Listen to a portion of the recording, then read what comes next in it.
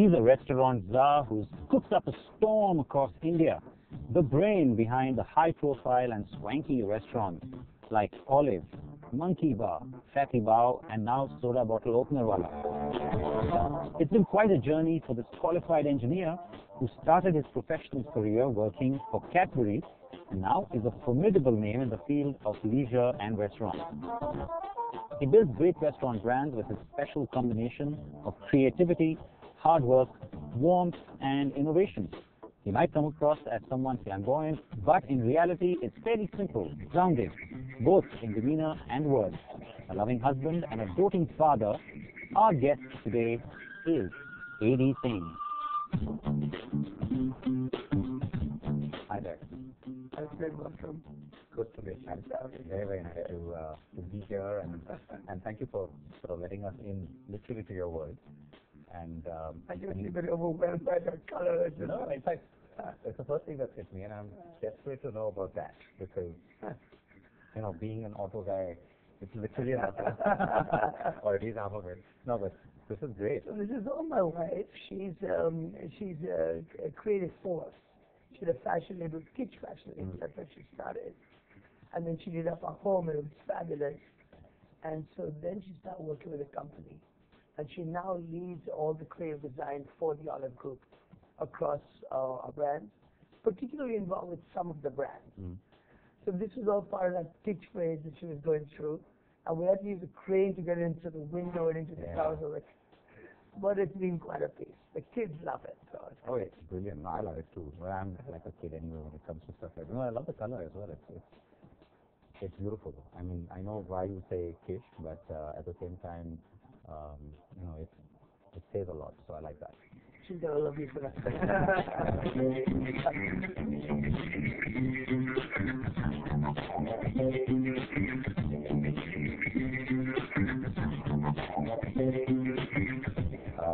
Engineer, working with corporates, and did you ever imagine this is what we'd be doing, sitting and talking about this life and this business?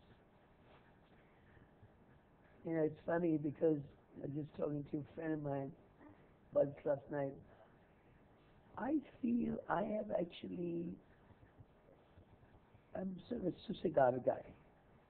So I go with my own flow, what I like to do and enjoy doing it. As India's grown, I was lucky that the timing worked for me. So the kind of things that I wanted to see and go to myself worked for much wider markets. I mean, we had nothing when I started. Yeah. You know, me, Rahul, Mr. Dalmia, a few of us really, we were lucky. We got it at the right time. There wasn't much there. Almost everything we did was a first. So so people really. No, and also the fact that you didn't feel, therefore, yes, the opportunity and like you said, the environment was changing, but when you started out, it was prescribed formats, right? I mean, you studied, you became a doctor, you became a lawyer, or whatever. So I'm an engineer actually. So my heart, I can't change a light bulb. When I studied electrical engineering for years, I did most of my colleagues. They were all doctors or engineers, all of us. I remember, for example, Shamal Davar in school with us, and he was really excited about dance, and we all used to really pity him. What's this boy going to do? I mean, really, dance. And look how successful he's been. Yeah. I mean, I really think for the entrepreneurs who watch this show, I really come to believe over the years that if you follow what you love, the chance of your success, number one, is much higher. No, and so talk me through that phase where you were in the corporate world, so to speak. You were working Cadbury's, I think. Yes. And then you took the leap. I mean, Party Line, I think Party Line was the first. So actually, it was, as a kid, I was very dependent on my parents' opinions. And of course, they put me through college and all that as far as looked after me, like they do after all of us here. But I realized that though I enjoyed my time at Cadbury's a lot, I really felt it's not where I wanted to be the rest of my life. And I guess I had the luxury that my dad was, doing reasonably well, so I could think about options. but I needed their blessings. Otherwise, I'd still be sitting at Cadbury's today. And when I went to speak to them, to my utter surprise, they were really supportive. At that time, I wanted to do Cadbury's. I didn't have a pass. So I thought I'd go work in the NGO sector, at least contribute, you know.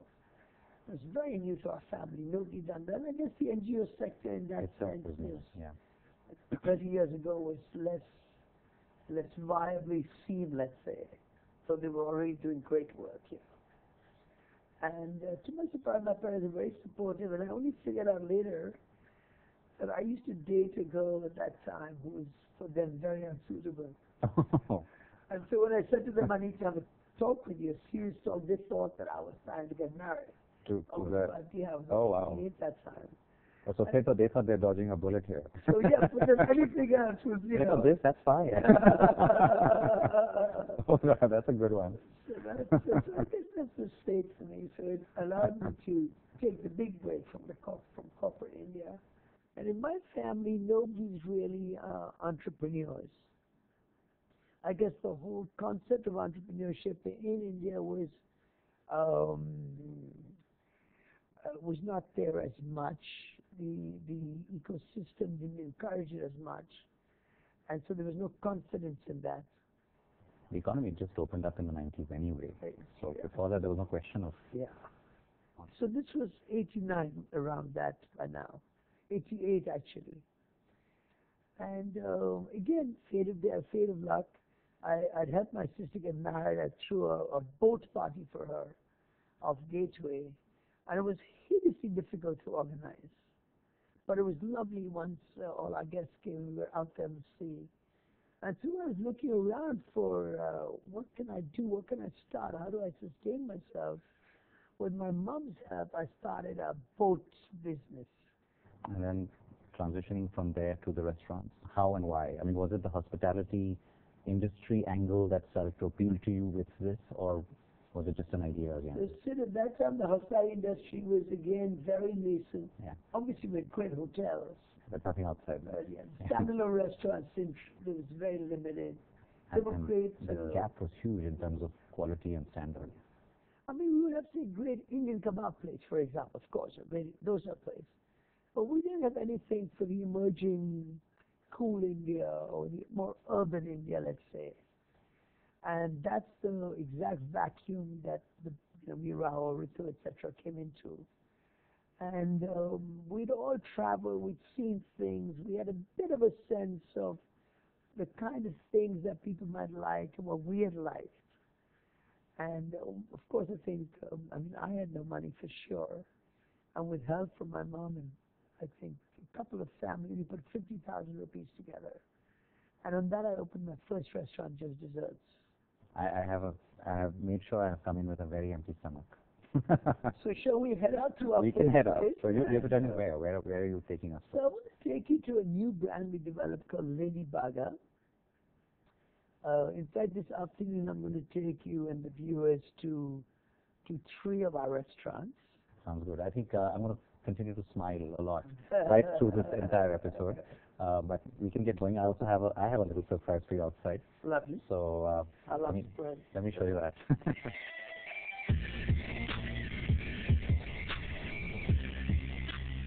And, all right, there we go. That's what I was talking about. The surprise. So it's at some point we should. It's the Cabrio, and you can't not do that, I think. So What really came into the market? And the A3 came in before this from Audi's perspective, and actually did better than anybody expected, which is what's encouraging them to launch this one. So, so you want to drive? Yeah, look.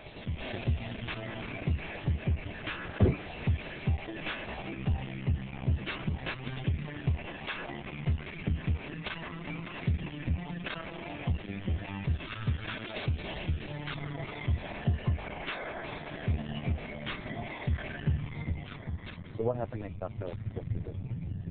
You decided just to an area that was not interesting. So at that time, I finished off the business with love for jazz and an understanding of the business. be honest, not full clarity. My party business, the first business I started, was still running. So that both party business was still running. Yeah, I was still making money there. I was running for me. So, you know, I'm an idealist person. I didn't become a really a business person much later in life. So it was the creativity that excited me and making and the possibilities for making. So I wasn't sure after this dessert, and what I did was actually followed my newfound love for jazz. So I did a lot of concerts with jazz around Bombay. But there was very little like that quality out there on a beach, listening to jazz, decent food, people looking after you, nobody ripping you off, proper toilets. Oh, yeah. So, you know, it was such a novelty for everybody at that stage. Does not exist otherwise. Yeah. And so I really enjoyed that, and I helped create some great event properties. We started doing jazz nights in clubs for black and whites, and you know, we did. So we, you know, we worked with events and jazz. And then I think slowly I got back into restauranting.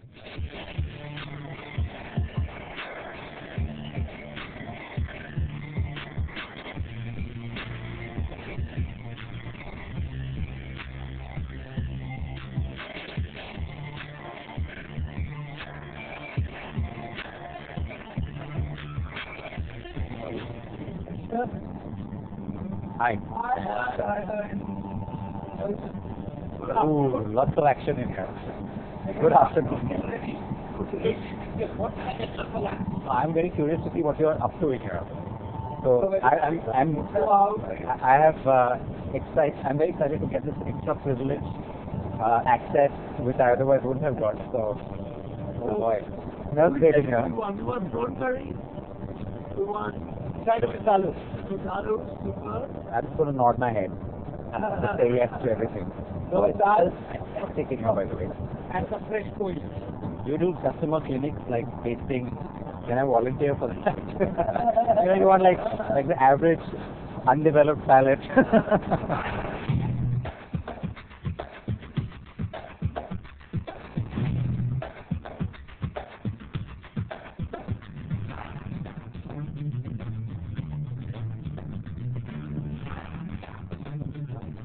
Oh yeah, I am definitely going to, because that's I think my favorite thing anyway.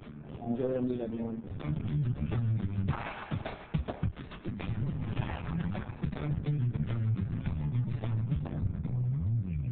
No, but when you do this, you know, look for a new idea, look for the right place to put it in. It obviously involves not just a lot of research, but a lot of money as well. So now, as a company, especially with the infusion of the investment, etc., is that easier to approach, or is the responsibility even more? Like, how do you see it? Yeah, so you know, there's no shortage of funds in the market, but it's about applying funds where I have confidence that we can give, you know, all our stakeholders a good return. Yeah. So clearly, I keep trying to bring down the costs of business.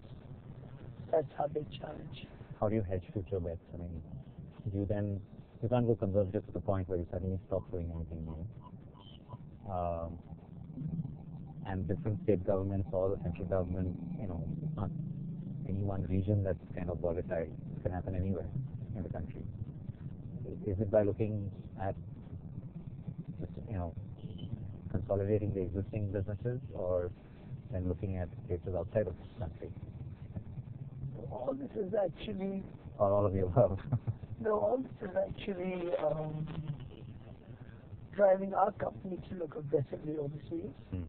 We looked at it previously, we thought it wasn't worth the pain, but now with the uncertainties that are affecting us all one after the other, it's really pushing us.